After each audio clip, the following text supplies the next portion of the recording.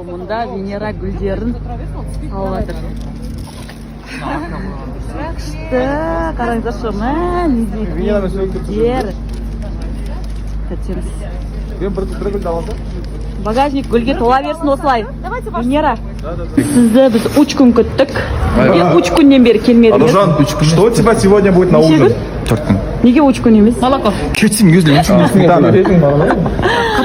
Аргенді біз 3 күн күттік Мейірбеге. 3 ай. 3 ай, 3 күн, 3 жыл. Короче, 3-ке қатыса. Бақытсың ба қыз? Әрине мен шокта тұрмын қазір просто кішкене.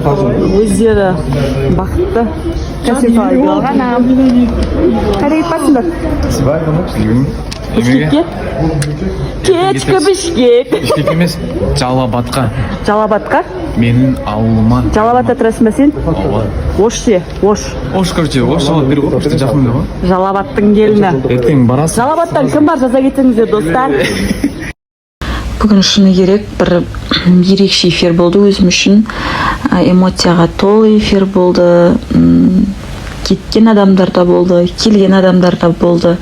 4 сағатымыз жалпы 4 минуттай өтіп кетті. Жалпы сіздерге қалай? Кешірім сұраймын. Жалабат деген Жалал Абад болып жазылады екен.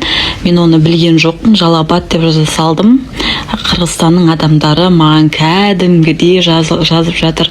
Жалал Абад деп жазылады деп. Вот қазір дұрыстап жазып кетемін.